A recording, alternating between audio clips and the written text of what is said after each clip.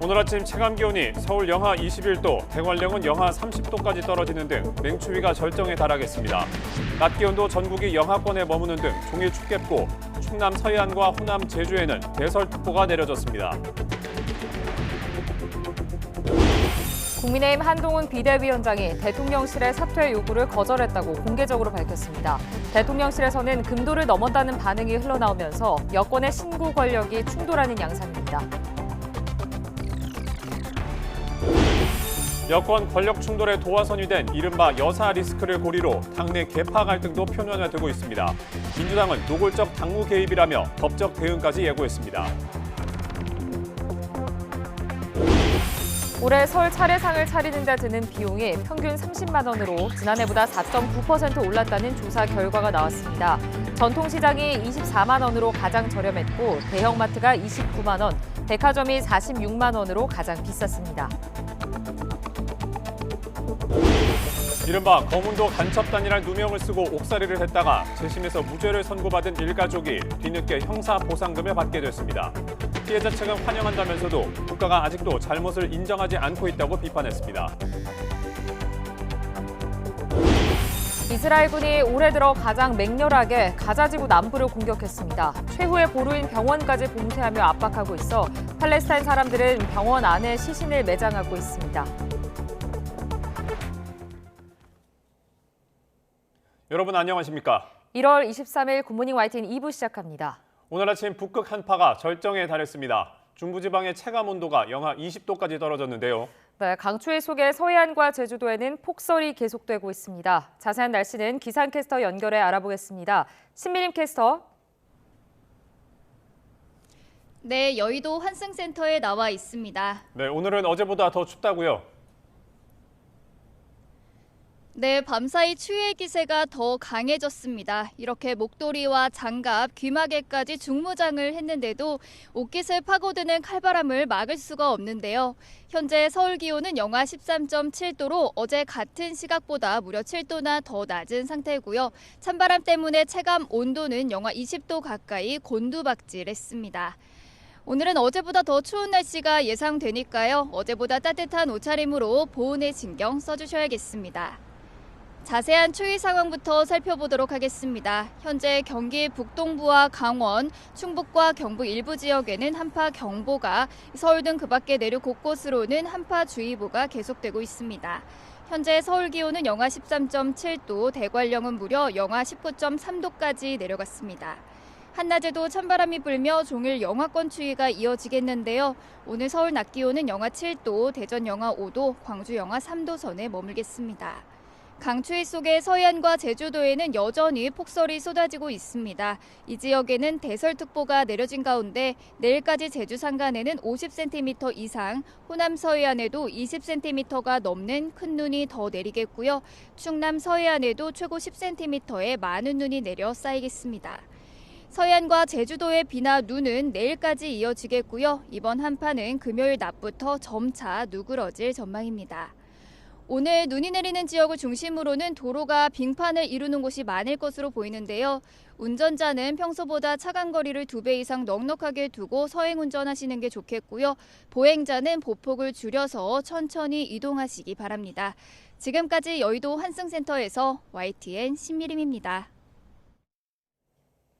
살얼음을 걷고 있던 대통령실과 국민의힘 한동훈 비상대책위원장의 갈등 관계는 휴일인 그제 폭발했습니다.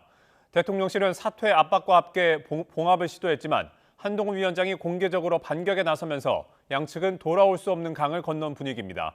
조성호 기자입니다. 총선을 80일 남겨뒀던 일요일 오전, 여권 핵심 인사들이 비공개로 만났습니다.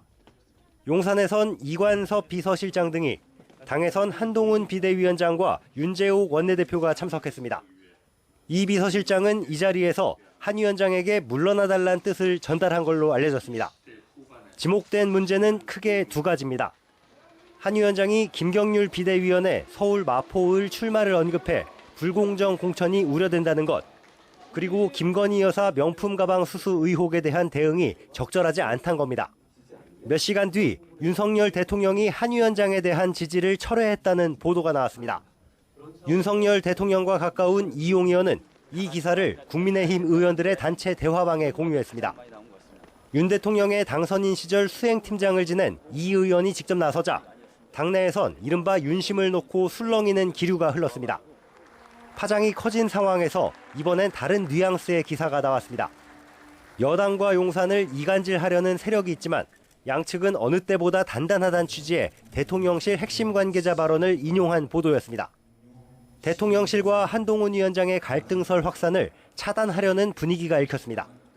하지만 용산에서 한 위원장의 사퇴를 요구했다는 뒷말이 끊이지 않았고 한 위원장은 당 공보실을 통해 국민 보고 나선 길 할 일 하겠다며 이를 부인하지 않았습니다. YTN의 추가 질의엔 자신의 입장은 대통령실 사퇴 요구에 대한 것이라고 못 받기까지 했습니다. 밤사이 대통령실은 국민의힘 비대위원장의 거취는 용산이 관여할 일이 아니라며 진화에 나섰지만 양측의 관계는 이미 돌아올 수 없는 강을 건넜다는 분석이 나오고 있습니다. YTN 조성호입니다. 국민의힘 한동훈 비상대책위원장은 오늘 오전 당 사무처를 돌며 당직자들을 격려합니다.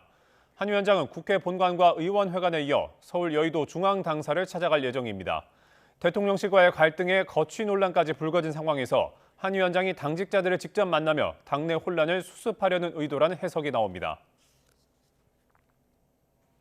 더불어민주당 등 야당은 대통령 참석 행사에서 경호처 직원들이 강성희 진보당 의원을 강제로 퇴장시킨 사건과 관련해 오늘 국회 운영위원회 현안 질의를 추진합니다. 어제 민주당 박주민 원내 수석 부대표는 운영위 개회 요구서를 제출하면서 국민의힘이 응하지 않으면 민주당과 정의당만이라도 국회 운영위를 개회하겠다고 밝혔습니다. 국민의힘은 운영위원장인 윤재옥 원내대표와 여당 간사 이양수 원내 수석 부대표만 참석할 것으로 보이는데 현안 질의 진행 여부를 두고 여야의 갈등이 예상됩니다. 윤석열 대통령이 신임 법무부 장관에 박성재 전 서울고검장을 내정한 것으로 알려졌습니다. 사법연수원 17기인 박 전 고검장은 경북 청도 출신으로 고려대 법학과를 졸업했으며 법무부 감찰 담당관과 서울중앙지검장 등의 요직을 거쳤습니다. 국민의힘 한동훈 비상대책위원장이 지난달 장관직을 사퇴한 뒤 한 달 만에 후임 인선이 이루어진 건데 윤 대통령은 오늘 새 법무부 장관 후보자를 공식 발표할 예정입니다. 총선을 70여일 앞두고 여야가 우리나라의 대표적 글로벌 기업인 삼성전자와 현대자동차 출신 인사를 각각 영입했습니다. 선거 승리를 위한 인물 영입 경쟁이 어느 때보다 치열한 모습입니다. 손유정 기자의 보도입니다. 갤럭시 성공 신화의 주역으로 꼽히는 고동진 전 삼성전자 사장이 국민의힘에 전격 입당했습니다. 대통령실과 갈등을 겪고 있는 한동훈 비대위원장은 평소 쓰던 아이폰 대신 갤럭시 폰을 일부러 챙겨 이른바 셀카까지 찍었습니다. 그만큼 공을 들인 인사란 건데 고 전 사장은 청년의 미래와 중소기업의 경쟁력을 위해 노력하겠다고 포부를 밝혔습니다. 이 젊은 사람들, 후배들, 청년 이런 사람들을 위해서 내가 무슨 기여를 할 수 있을까? 이곳에서 일을 하게 되면 첫 번째 화두는 청년의 미래가 될 것으로 생각을 합니다. 삼성전자 본사가 있는 경기 수원무 지역 출마가 거론되는데 공교롭게도 같은 날 민주당은 현대자동차 출신 인사 카드를 꺼내들었습니다. 전략개발팀장과 해외정책팀장, 홍보실장 등을 역임한 공영훈 전 사장을 영입한 겁니다. 미중 갈등과 공급망 재편 등 글로벌 경제 이슈가 중요해진 만큼 실물 경제 전문가를 중용해야 한다는 이재명 대표의 의지가 반영된 것으로 전해졌습니다. 기업 현장에서 쌓은 경험과 지식을 바탕으로 우리 사회가 경제 분야에서 어려움을 극복하고 대안을 찾아 나가는데 힘을 보태고자 정치 참여를 결정했습니다.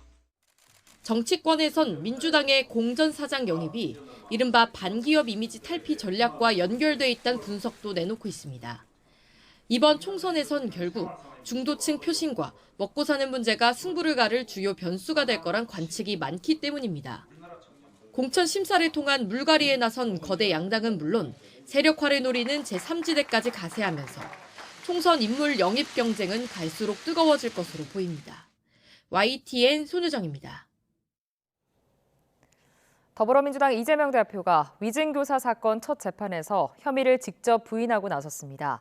이 대표는 어제 서울중앙지방법원에서 열린 위증교사 혐의 첫 공판에서 발언권을 얻은 뒤 검찰이 피고인에게 불리한 내용만 따서 공소장에 넣었다며 공적 기능을 훼손한 지나친 행위라고 주장했습니다. 이어 김모 씨에게 기억나는 대로 얘기하라는 취지의 말을 12번이나 반복했다며 검찰이 피고인에게 유리한 내용은 공소장에서 빼 왜곡했다고 설명했습니다.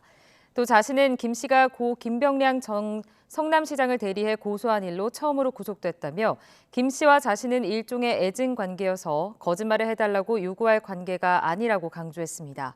그러나 이 대표 요구에 따라 위증한 혐의로 함께 재판에 넘겨진 김 씨 측은 공소 사실을 모두 인정했습니다.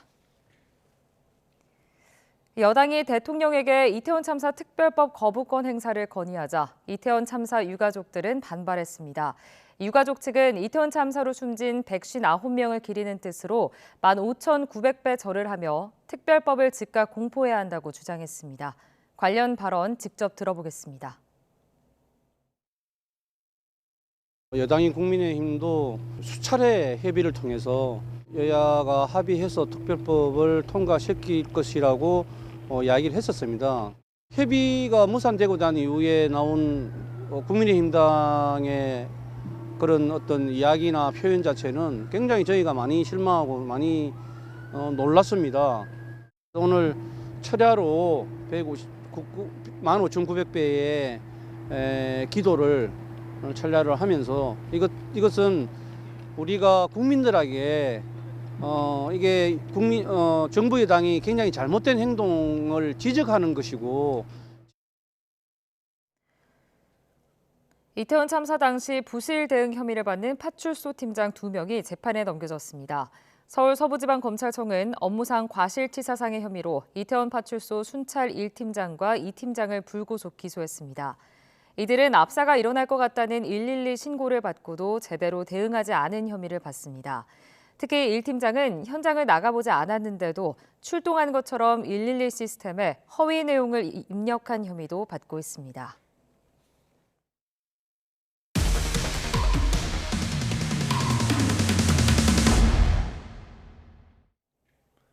이른바 검은도 간첩단이란 누명을 쓰고 억울한 옥살이를 했다가 재심에서 무죄를 선고받은 일가족이 뒤늦게 형사보상금을 받게 됐습니다.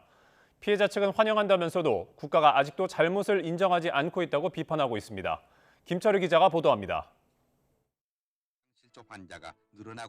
지난 1977년 전남 검은도에 살던 일가족 5명은 간첩활동을 돕고 입북을 모의했다는 이유로 유죄 판결을 받고 오진옥살이를 해야 했습니다.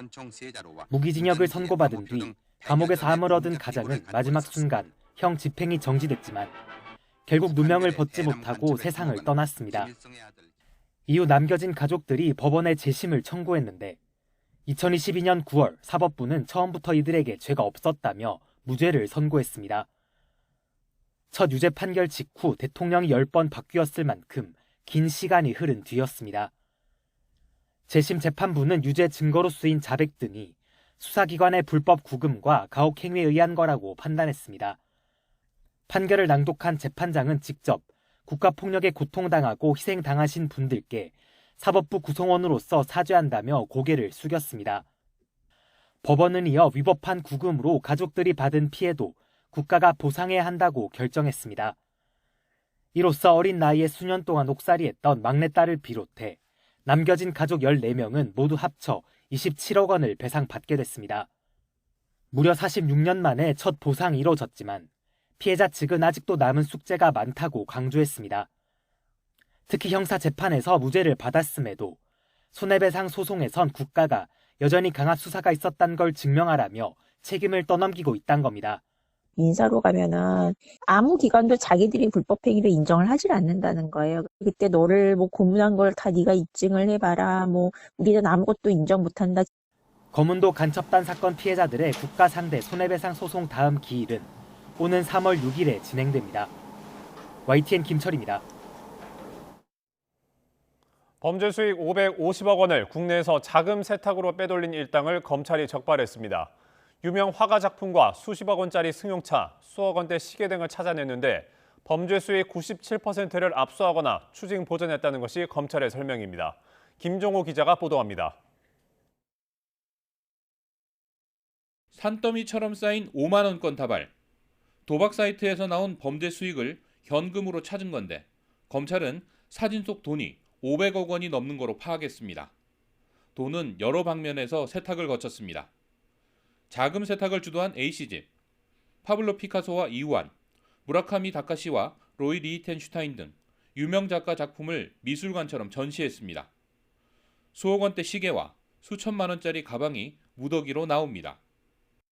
일당은 어업회사나 강남부동산, 고가 아파트나 재개발 사업 등에도 투자했고 타이어 회사와 외국차 거래업체로 물건을 사고 팔아 이익을 남기기도 했습니다. 서울 오피스텔에서는 도로에서 좀처럼 보기 힘든 고가 차량을 산 사실이 드러났습니다. 한 대 가격이 40억 원이 넘는 차량입니다. 검찰은 이 차량을 포함해 책임 재산 535억 원 상당을 압수와 추징 보존으로 확보했습니다. 지난 2017년부터 필리핀에서 도박 사이트 16곳을 운영한 주범. 검찰은 파악한 범죄 수익 550억 원 가운데 97% 이상을 찾아냈습니다.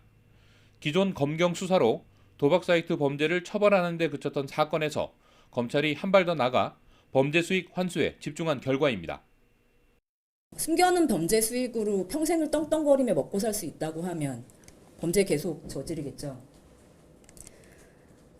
부산지검은 은닉재산을 끝까지 추적해서 범죄 수익을 완전 박탈하고 검찰은 국내에서 자금 세탁을 주도한 A씨 등 4명을 구속해 재판에 넘기고 일당 5명도 불구속으로 기소했습니다. 또 국적을 베네수엘라로 바꾼 뒤 지금도 필리핀에서 도피 생활을 이어가는 주범을 현지 당국과 협조해 쫓고 있습니다. YTN 김종호입니다. 서울 신림동 등산로에서 일면식도 없는 여성을 성폭행하기 위해 무차별 폭행하고 살해한 혐의를 받는 최윤종이 1심에서 무기징역을 선고받았습니다. 서울중앙지방법원은 어제 성폭력 처벌법 위반 혐의 등으로 기소된 최윤종에게 무기징역을 선고하고 위치 추적 전자장치 30년 부착을 명령했습니다. 재판부는 마지막까지 저항하던 피해자가 느꼈을 고통을 가늠할 수 없고 최 씨가 재판에서 반성하는 태도를 보이지 않은 점 등을 고려했다고 설명했습니다. 어젯밤 충남 서천 수산물 특화시장에서 큰 불이 나 점포 200여 곳이 피해를 입었습니다. 굴착 작업 중 수맥을 건드려 작업자 한 명이 숨지는 사고도 있었습니다. 밤사이 사고 소식 강민경 기자가 보도합니다. 대설특보가 발효됐던 충남 서천군. 수산물 특화시장 2층 건물 전체가 화마에 휩싸였습니다. 불이 난 건 어젯밤 11시 10분쯤. 화재 시스템 자동 신고가 접수됐습니다. 소방은 한때 인근 소방서 인력과 장비를 모두 동원하는 대응 2단계를 발령했습니다. 건물이 워낙 크고요. 전체적으로 다 붙어 있어서 그래서 발령한 거예요. 발화 2시간 만에 큰 불길은 잡혔습니다. 현재까지 확인된 인명피해는 없지만 수산물과 잡화 점포 200여 곳이 불에 탔습니다. 소방당국은 날이 밝는 대로 정확한 피해 규모와 화재 원인을 조사할 방침입니다. 광산 갱도 바닥에 물이 흥건히 고여 있습니다. 어제 오후 6시 40분쯤 광산 굴착 작업 중 갱도에 물이 쏟아져 근로자 한 명이 숨졌습니다. 채굴 작업 중 수맥을 건든 것으로 보입니다. 교통사고도 잇따랐습니다. 승용차와 SUV 등 차량 4대가 잇따라 부딪혔는데 앞서가다 넘어진 오토바이를 피하려다가 사고가 난 것으로 경찰은 추정했습니다. 경부고속도로 안성나들목 근처에선 신차 2대를 실어 나르던 운반차에서 갑자기 불이 났습니다. 다행히 인명피해는 없었습니다. 인천 서구 검암 이지구에선 800여 세대의 전력 공급이 끊겼다가 1시간 만에 복구됐습니다. 한전은 전력을 받은 수전 설비에 문제가 생긴 것으로 파악했습니다. YTN 강민경입니다. 오는 3월 30일 GTX-A가 개통하는 데다 요즘 철도 연장 운행과 복선화로 웬만한 지방은 이제 수도권과 1시간 이내로 가까워질 전망입니다. 철도를 통한 초광역 연결은 많은 인구를 이동시킬 수 있고 지역 발전 기회도 되지만 수도권 쏠림을 심화할 수 있다는 우려도 있습니다. 이승윤 기자입니다. 경부선에 이어 또 다른 한반도 수직축인 중앙선이 연장됐습니다. 강릉과 안동에서 출발해 서원주에서 합류한 뒤 청량리까지 연결했던 노선이 서울역까지 이어진 겁니다. 안동 영천 구간을 조만간 개통시킬 예정으로 있고요. 그렇게 되면 이 중앙선이 그야말로 명실상부한 제2의 국토축으로 거듭나지 않을까 생각을 합니다. 동서를 연결하는 수평축인 여주 원주 노선의 복선 전철화 사업도 착공에 들어갔습니다. 오는 2028년 개통되면 원주에서 여주까지 9분, 서울 강남까지 40분, 인천까지 87분이 소요되는 등 수도권 접근성이 대폭 개선됩니다. 충북 충주역과 경기 이천 부발역을 잇던 중부 내륙선도 경기 성남 판교역과 연결됐습니다. 수도권 관문인 판교와 충주가 65분 만에 연결되자 이용객이 3배 넘게 늘었습니다. 철도 연장과 복선화가 활발해지면서 르네상스를 맞은 철도로 이제 웬만한 지방은 수도권과 1시간 이내로 가까워질 수 있습니다. 철도를 통한 초광역 연결은 많은 인구를 이동시킬 수 있고 지역 발전 기회도 된다는 점에선 고무적입니다. 하지만 이미 심각한 수도권 쏠림 현상을 더 심화시킬 수 있습니다. 공간에 대한 사람들의 편중이 교통수단 때문에 더 강화되는 경우가 많죠. 특히나 수도권 같이 이제 사람을 끌어들이는 힘이 강한 구심력이 센 곳은 더욱더. 오는 3월 30일 GTX-A가 개통하고 조만간 발표될 예정인 GTX-D, E, F까지 가세하면 초광역 연결 속도는 더욱 빨라질 전망입니다. YTN 이승윤입니다. 올해 설 차례상을 차리는 데 드는 비용이 평균 30만 원으로 지난해보다 4.9% 올랐다는 조사 결과가 나왔습니다. 한국소비자단체협의회 물가감시센터는 지난 18일부터 이틀 동안 서울 시내 시장과 유통업체 180여 곳의 설 제수용품 25개 품목 가격을 1차 조사했습니다. 그 결과 평균 구입 비용은 4인 기준 30만여 원으로 전통시장이 24만여 원으로 가장 저렴했습니다. 또 대형마트가 29만여 원으로 나타났고 백화점이 46만여 원으로 가장 비쌌습니다. 전공의 상당수가 정부가 의대 증원을 추진할 경우 집단 행동에 나서겠다고 밝힌 것으로 나타났습니다. 대한전공의협의회가 수련병원 55곳에서 전공의들을 대상으로 한 설문조사를 취합한 결과 조사에 응한 전공의 4,200명 가운데 86%는 단체 행동에 참여하겠다는 의향을 밝힌 것으로 조사됐습니다. 이 가운데 500병상 이상 규모 병원은 27곳으로 서울의 5대 대학병원인 이른바 빅5의 병원 2곳에서도 각각 85%와 80%의 참여 의사를 보인 것으로 집계됐습니다.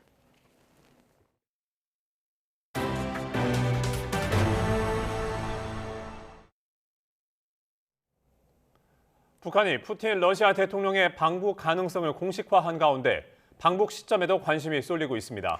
네, 러시아의 국내 정치 일정상 오는 3월 러시아 대선 이후가 유력해 보입니다. 최두희 기자입니다.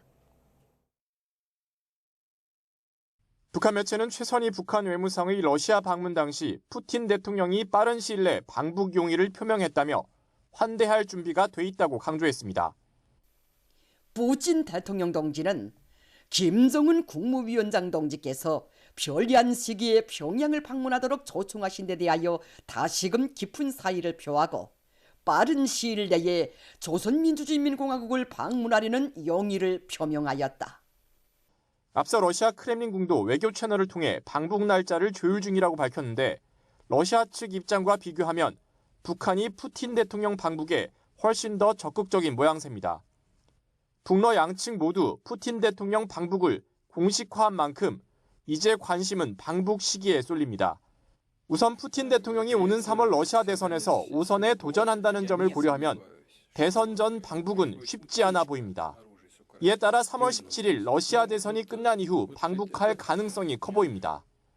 3월에 대선이 끝나고 바로 직후가 되거나 아니면 5월에 대통령 취임을 정식으로 하고 나면 가장 상징적인 의미로 중국을 방문하면서 북한을 먼저 방문하거나.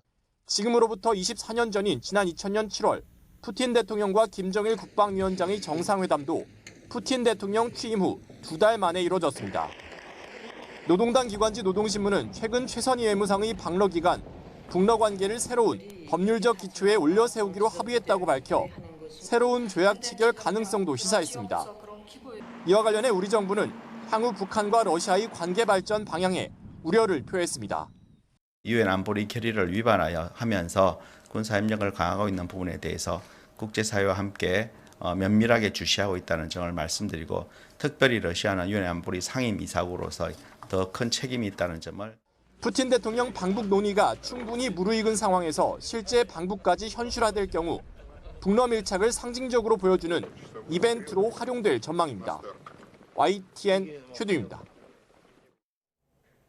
통일부가 어제 오후 문승현 차관 주재로 올해 첫 북한 인권정책 협의회를 열고 북한 인권정책 추진 방향 등을 논의했습니다.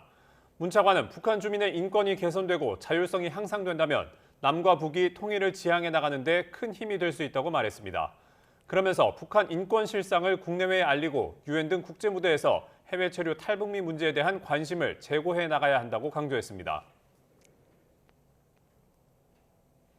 이스라엘군이 올해 들어 가장 맹렬하게 가자지구 남부를 공격했습니다. 최후의 보루인 병원까지 봉쇄하며 압박하고 있어 팔레스타인 사람들은 병원 안에 땅을 파서 시신을 묻고 있습니다. 신웅진 기자의 보도입니다. 현재 가자 지구에서 유일하게 민간인 접근이 가능한 최대 의료기관인 나세르 병원입니다. 부근으로 끝없는 폭격이 이어지고 사람들은 수레에 부상자를 싣고 급하게 달려옵니다. 밤낮 없는 이스라엘군의 공격 때문에 병원 밖으로 나가질 못해 시신을 그냥 마당에 매장하고 있습니다. حاليا بيتم دفن جثث الشهداء في مجمع ناصر في الأراضي المفتوحة هنا لأنه صعب جدا إنه تخرج برا المجمع على أي مكان أي مقبرة إنه تدفنهم لأنه إحنا محاصرين وأي شغل أي بني آدم بيتحرك خارج المجمع بيتم استهدافه. 그나마 나세르 병원은 사정이 나은 편. 다른 병원들은 이스라엘군에 완전히 포위됐습니다. 팔레스타인 적신월사는 이스라엘군이 탱크를 동원해 응급구조대 본부가 있는 칸 유니스의 알 아말 병원을 에워쌌다고 밝혔습니다. نحن بالهلال الأحمر الفلسطيني نشعر بالقلق الشديد على سلامة طواقمنا العاملة هناك وسلامة آلاف النازحين الموجودين داخل مبنى مستشفى الأمل ومقر الجمعية بالإضافة طبعا للجرحى والمرضى. الوضع خطير جدا. 하마스 측 가자지구 보건부는 칸 유니스 서부 알마와시에 있는 알카이르 병원에 이스라엘군이 진입해 의료진 등을 체포했다고 주장했습니다. 이스라엘군은 또 구급차 운행을 못하게 해 사망자 시신 운구와 부상자 이송을 막은 것으로 전해졌습니다. 로이터 통신은 현지 시간 22일 이스라엘군은 가자지구 남부에서 올해 들어 가장 맹렬한 공격을 퍼붓고 있다고 보도했습니다. 이날 하루 동안 팔레스타인 사람은 178명이 숨졌고 이스라엘군 희생자는 1명입니다. 이에 따라 가자지구 보건부 집계 누적 사망자는 25,105명, 부상자는 62,681명으로 늘었습니다. YTN 신웅진입니다. 유럽연합 EU가 이스라엘과 팔레스타인의 주권을 모두 인정하자는 두 국가 해법을 앞세워 이스라엘에 대한 압박에 나섰습니다.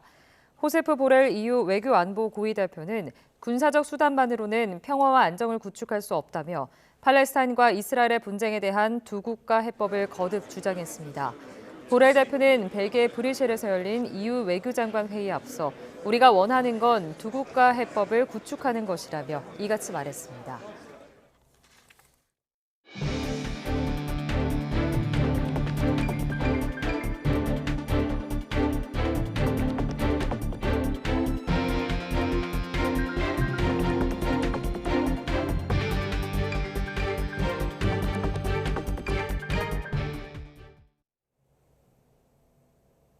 국민의힘 한동훈 비상대책위원장이 대통령실의 사퇴 요구가 있었던 걸 사실상 인정하고 이를 거절했다고 공개적으로 밝혔습니다. 자신의 임기는 총선 이후까지 이어지는 것으로 안다며 비대위원장직 수행 의지를 강조했습니다. 한 위원장의 발언 직접 들어보시죠. 저는 선민 후사하겠습니다. 갈등 원인으로 김건희여사 리스트가 조금 거론이 되는데 관련해서 위원장님 입장은 전환이 어떨까요? 제 입장은 처음부터 한 번도 변한 적이 없습니다. 대통령실의 과도한 당무 개입이라는 비판이 있는데 이에 대해서 어떻게 생각하십니까? 제가 사퇴 요구를 거절했기 때문에 구체적인 내용에 대해서는 말씀드리지 않겠습니다. 당은 당의 일을 하는 것이고 정은 정의 일을 하는 것이 국민을 위한 정치를 한 길입니다. 제 임기는 총선 이후까지 이어지는 것으로 알고 있는데요. 대통령실은 공개 대응을 자제하고 있지만 내부에선 한동훈 비상대책위원장이 금도를 넘었다는 비판이 나오고 있습니다. 윤 대통령이 취임한 지 아직 2년도 안 됐는데 총선을 앞두고 신구 권력이 충돌하면서 여권 내 대혼란은 불가피해 보입니다. 권남기 기자입니다.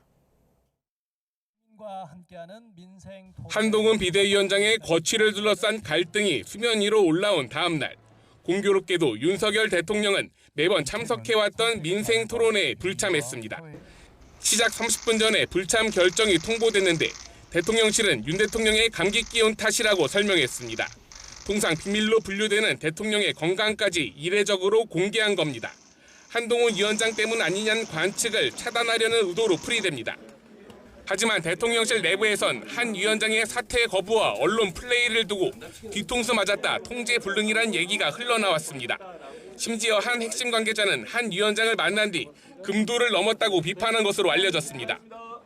이처럼 원색적인 발언이 언론에 전해지면서 양측이 갈등 봉합보단 전면전을 이어갈 거란 관측이 우세합니다. 대통령실 입장에선 사퇴 압박을 받았다는 한 위원장의 주장으로 당무 개입 논란까지 불거지면서 쓸 수 있는 카드가 마땅치 않다는 점이 고민입니다. 윤 대통령과 김건희 여사까지 언급되는 여권 내분에 대해 곱지 않은 국민적 시선도 부담입니다. 결국 김건희 여사 관련 해법이 정리돼야만 돌파구를 찾을 수 있다는 게 중론입니다. 취임 2년도 안 된 시점에서 이른바 최측근과 벌이는 신구 권력 충돌을 윤 대통령이 어떻게 수습해 나갈지 주목됩니다. YTN 권남기입니다. 더불어민주당은 여권에서 한동훈 국민의힘 비상대책위원장 거취 갈등 양상이 불거진 데 대해 대통령이 특정 정당의 선거와 관련해 이렇게 노골적이고 깊숙이 개입한 사례가 있었느냐고 비판했습니다. 이재명 대표는 어제 국회에서 기자들과 만나 정당 활동, 당무, 선거와 공직자들의 공무는 구분되어야 하는데 공직자들의 선거 관여, 정치 중립 의무 위반이 상당히 문제가 되는 것 같다며 이같이 말했습니다. 전국 대부분 지역이 영하권에 머무는 강추위 속에 충남 서해안과 호남 서부, 제주 지역에 대설특보가 내려졌습니다. 오늘 새벽 4시 10분 기준으로 광주와 전북 순창 정읍, 제주도 산간과 울릉도에 대설경보가 발령됐습니다. 이 밖에 충남 천안과 공주, 전남 나주와 담양, 전북 고창 부안 등에는 대설주의보가 발효돼 있습니다. 24시간 기준으로 대설경보는 눈이 20cm 이상 쌓일 것으로 보일 때 발효되며 대설주의보는 적설량이 5cm 이상으로 예상될 때 내려집니다. 강한 바람과 많은 눈으로 광주와 전남 지역 뱃길과 산간 고갯길 등이 통제되고 있습니다. 풍랑특보로 전남에서는 섬 지역을 오가는 53개 항로 여객선 83척 가운데 48개 항로 69척의 뱃길이 끊겼습니다. 구례 성삼제와 진도 두목제 등 산간 고갯길에도 차가 다니지 못하고 월출산, 무등산 등의 탐방길도 막혔습니다. 비상 1단계 근무에 들어간 전라남도는 130개 노선에서 눈을 치우고 취약계층을 위해 7,400여 곳의 한파 쉼터를 운영하고 있습니다. 네, 이렇게 전국이 북극 한파로 꽁꽁 얼어붙은 가운데 오늘 추위가 절정에 달할 전망입니다. 몸이 절로 움츠러드는 추운 날씨에도 칼바람을 맞으며 바깥에서 일하는 사람들이 있습니다. 임예진 기자가 보도합니다. 파란색 외투를 입은 주차 요원이 안전고가를 치우며 교문으로 들어서는 차량을 향해 손인사를 합니다. 두툼한 장갑에 귀마개와 모자, 마스크까지 쓰고 단단히 무장했지만 한자리에 계속 서 있다 보면 금세 온몸이 얼어붙습니다. 영하 막 15도 이하로 내려갈 때도 있건데요. 이때는 좀 많이 춥습니다. 추울 때는 옷을 좀 겹겹이 입고 나와야 됩니다. 내복도 입고 이제 옷도 이제 속에 또 끼어 입고 하면은 8차선 도로에 출근길 차량이 꼬리에 꼬리를 물고 밀려듭니다. 경찰관이 빨간 경광봉을 흔들며 교통 흐름을 정비합니다. 호루라기를 부느라 드러낸 얼굴에 불어닥치는 칼바람이 매섭습니다. 좀 장시간으로 근무할 때도 많거든요. 그럴 때는 정말 5분만 서 있어도 정말 아무리 저희가 방한 장구를 끼고 있더라도 정말 추울 때가 많거든요. 아무래도 이 두꺼운 장갑을 끼고 있으니까 뭐 무전기 잡는 거라든가 아니면 가끔씩 뭐 터치 그런 것도 있고요. 문이 닫힌 덕수궁 대한문 앞, 한 외국인이 주변을 두리번거리자 빨간 외투를 입은 관광 안내사가 다가갑니다. 한파에도 서울 곳곳 관광 명소에서 도움이 필요한 이들을 찾아다니며 맹추위와 싸우는 게 일상입니다. 공기가 이제 목 쪽으로 들어올 때가 가장 춥거든요. 그래서 목을 항상 보호해주는 게 시장 상인이 양손을 방한 토시 안에 모은 채 발을 동동거립니다. 살을 내는 듯한 추위에 전통시장 상인들의 시름은 더 깊어집니다. 당장 몸을 파고드는 날선 바람보다 가뜩이나 줄어든 손님이 더 뜸해질까 걱정입니다. 시장은 또 항상 언제 손님이 올 줄 모르니까 밖에서 대기하는 상태로 뭐 이렇게 두툼하게 입고 있어도 상당히 춥네요. 춥고 또 추운 만큼 또 이 소비가 좀 더 줄는 것 같아요. 생업 전선에선 이들에게 더욱 가혹하게 느껴지는 동장군의 기세는 이번 주 내내 이어질 전망입니다. YTN 임혜진입니다. 어젯밤 11시 10분쯤 충남 서천군 서천읍 서천수산물 특화시장에서 큰 불이 났습니다. 소방당국은 인근 소방서 인력과 장비를 모두 동원하는 대응 2단계를 발령해 진화 작업을 벌였고 2시간 만인 오늘 새벽 1시 15분쯤 큰 불길을 잡았습니다. 현재까지 인명피해는 없는 것으로 알려졌습니다. 화재 발생 직후 서천군은 재난 문자를 발송하고 시장 주변에 유독가스가 노출되어 위험하다며 주민들의 대피를 당부하기도 했습니다. 어제 저녁 7시 10분쯤 서울 성동구 행당동의 왕복 6차선 도로에서 승용차 SUV 등 차량 4대가 잇따라 부딪혔습니다. 이 사고로 운전자 중 한 명인 40대 남성이 다쳐 인근 병원으로 옮겨졌지만 생명에는 지장이 없는 것으로 전해졌습니다.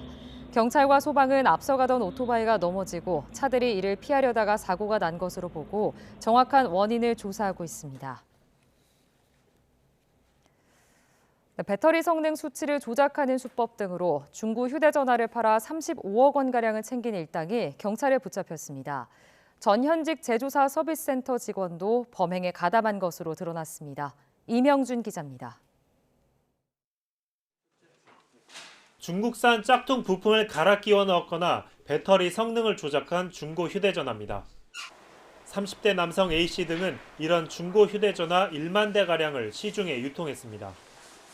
배터리 성능을 조작한 휴대전화는 소비자에게 인기 있는 미국의 A사가 만든 제품. 조작 여부를 몰랐던 소비자들은 황당하기만 합니다. 이게 사기 줄 줄 몰라가지고 원래 이런가 보다 하고 계속 썼어요. 배터리 성능을 조작해 한 대에 13만 원에서 19만 원의 차익을 남긴 겁니다. 배터리 성능을 90% 이상으로 올리는 경우 90% 이하의 경우와 시중에 15만 원 정도의 차익이 발생하기 때문에 성능을 90% 이상인 93% 정도로 올려서 판매하였습니다. 국내 제조사가 만든 휴대전화엔 전기 충격을 줘서 액정에 검은 점이 생기게 했습니다. 이를 제조사의 책임으로 떠넘겨 액정과 덮개까지 교체받아 웃돈을 받고 팔았습니다. 이런 수법으로 3년 동안 챙긴 돈만 35억 원가량. 심지어 전현직 제조사 직원들도 이들에게 돈을 받고 무상 교환이 안 되는 제품을 교환해 주기도 했습니다. 경찰은 일당 28명을 붙잡고 이 가운데 A씨 등 3명을 구속했습니다. 경찰은 중고 휴대전화를 살 땐 수리비 영수증 등을 확인하는 등 주의할 것을 당부했습니다. 경찰은 비슷한 수법으로 범행을 저지른 일당이 더 있을 것으로 보고 수사를 이어나가고 있습니다. YTN 임영준입니다.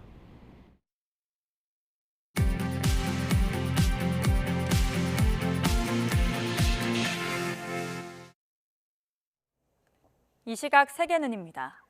계획부터 달 착륙 성공까지 20년 가까이 걸린 일본의 무인 탐사선이 2시간 반 정도밖에 임무를 수행하지 못한 걸로 파악됐습니다. 태양 전지 부분에 문제가 생긴 건데 다시 작동을 할 수 있을지는 알 수 없다고 합니다. 황보현 기자가 보도합니다. 지난 20일 일본 탐사선 슬림이 달 표면에 무사히 착륙하면서 일본은 달 착륙에 성공한 5번째 나라가 됐습니다. 午前0時20分に小型月着陸実証機スリムが月面へ着陸したことを確認いたしました。 하지만 성공의 기쁨도 잠시 곧바로 문제가 드러났습니다. 몸체에 장착된 태양전지 패널에 이상이 생긴 겁니다. 이 때문에 탐사를 주도한 일본 우주항공 연구개발기구 작사 스스로 박한 점수를 매겼습니다. ギリギリ合格の60点というふうにさせていただきたいと思います。 0시 20분 착륙 이후 어쩔 수 없이 배터리로 버티던 슬림은 결국 새벽 3시쯤 작동을 멈췄습니다. 향후 복구 가능성에 대비해 배터리 잔량이 10% 남은 상태에서 작사가 전원을 꺼버린 겁니다. 쏘아 올린 로켓이 바뀌는 등 난관이 이어지면서 계획부터 착륙까지 20년 가까이 걸렸는데 겨우 2시간 반 동안만 임무를 수행하고 기약 없는 휴면에 들어간 셈입니다.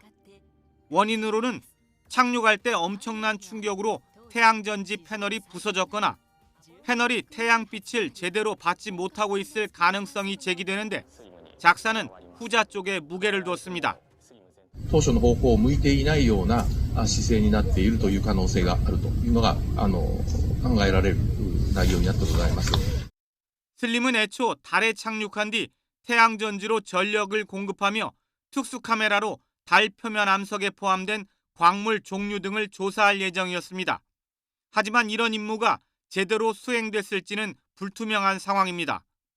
작사는 태양전지 패널이 나중에 태양빛을 제대로 받는다면 발전이 정상적으로 이루어져 슬림이 다시 작동할 수도 있을 것으로 기대하고 있습니다. 하지만 그때까지 영하 200도나 되는 혹독한 달의 추위를 아무 문제 없이 버텨낼 수 있을지는 여전히 물음표로 남아 있습니다. YTN 황보현입니다. 북한산 무기를 사용한 증거가 없다고 발뺌해온 러시아가 유엔 안전보장이사회에서 서방의 우크라이나에 대한 무기 지원이 전쟁을 장기화시키고 있다고 주장했습니다. 세르게이 라브로프 러시아 외무장관은 안보리 공식 회의에 참석해 미국을 비롯한 서방 국가들이 우크라이나를 이용해 러시아와 싸우고 있다며 이같이 말했습니다. 한편 한미일 등 46개국과 유럽연합 대사들은 회의에 앞서 기자회견을 열고 러시아의 침략 전쟁 중단과 우크라이나 영토에서의 철수를 요구했습니다.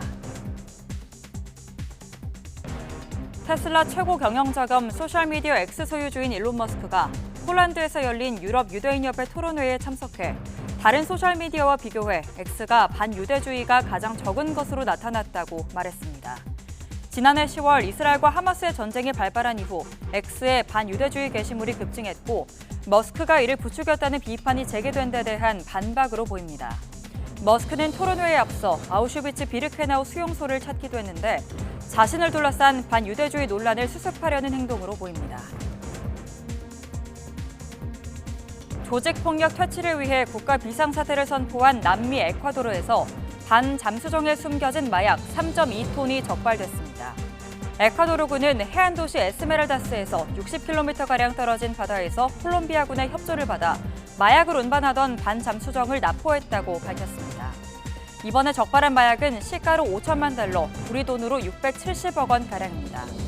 에콰도르 당국은 또 중서부 리오리스주 빈세스 지역에서 약 22톤의 코카인을 발견했다고 말했습니다.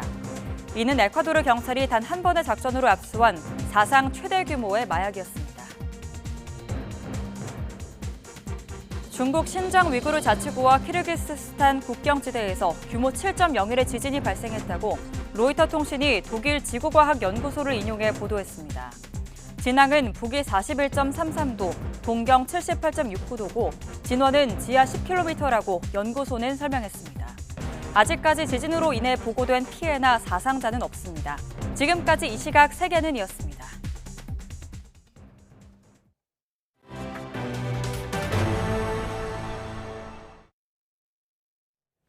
정부가 주 52시간제 연장 근로시간은 하루 단위가 아니라 한 주 단위로 판단해야 한다는 최근 대법원 판결에 따라 행정 해석을 변경했습니다. 고용노동부는 1일 법정 근로시간 8시간을 초과한 시간은 연장 근로라고 규정했던 기존 행정 해석을 일주 총 근로시간에서 법정 근로시간 40시간을 초과하는 시간이 연장 근로라고 변경한다고 밝혔습니다. 기존 행정해석에선 주 전체 근로시간이 52시간을 초과할 때뿐 아니라 하루 8시간을 넘는 연장 근로시간을 합쳐 총량이 주 12시간을 넘길 때도 연장 근로 한도를 초과한 것으로 봤습니다. 그러나 바뀐 행정해석으로는 일주일을 통틀어 40시간을 넘긴 것만 연장 근로로 보고 그 시간이 12시간 이내이면 적법한 것으로 봅니다. 정부가 한 달에 2번으로 정해진 대형마트의 의무 휴업을 공휴일이 아닌 평일에도 할 수 있도록 규제를 풀기로 했습니다. 네, 또 단말기 유통법 역시 전면 폐기해 이동통신사와 대리점들의 자유로운 보조금 경쟁을 유도하기로 했습니다. 김태민 기자의 보도입니다.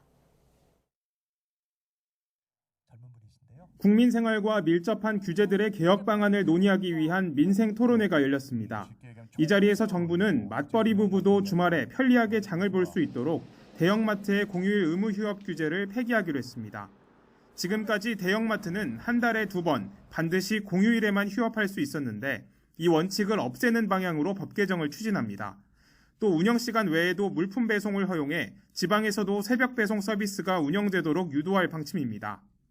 대형마트 의무휴업 평일 전환과 관련하여 규제 권한을 가진 기초자치단체뿐 아니라 강력단체장도 적극 지원해 주실 것을 당부드리고 이동통신사의 휴대전화 구매 보조금을 일정 금액 이하로 규제했던 단말기 유통법, 이른바 단통법도 10년 만에 전면 폐지합니다.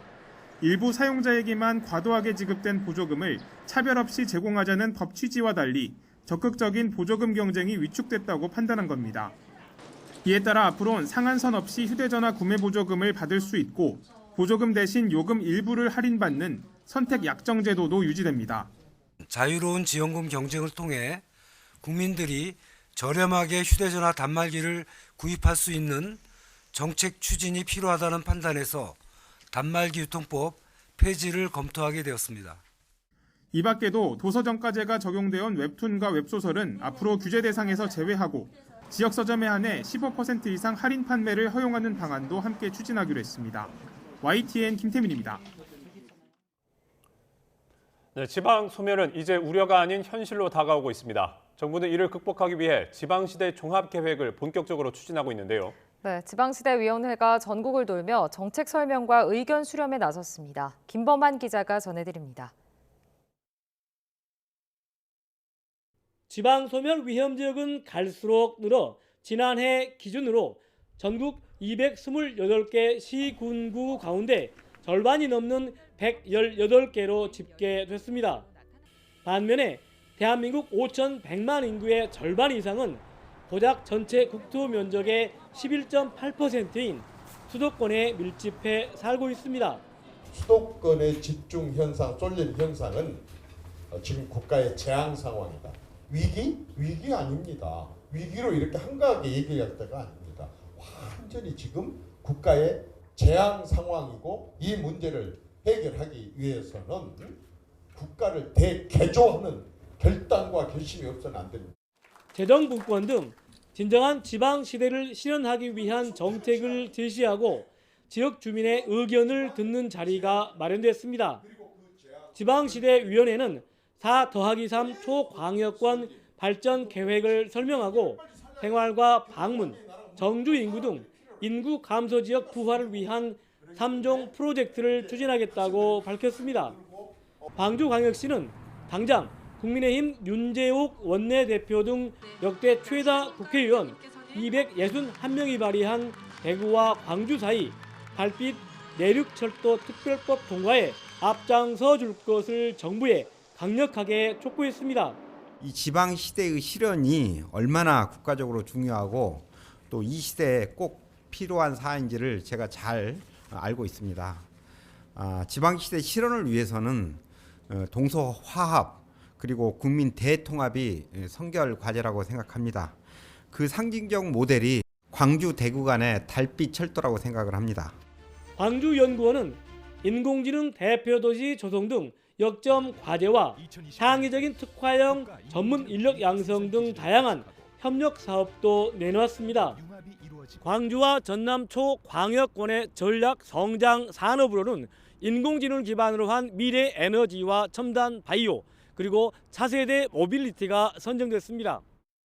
한국고용정보원이 제시한 대안은 일자리 창출, 지역의 특성을 살린 기회와 교육 발전, 문화 도심 융합 특구 등 제1차 지방시대 종합계획은 오는 2027년까지 이행을 목표로 추진되고 있습니다. YTN 김범환입니다.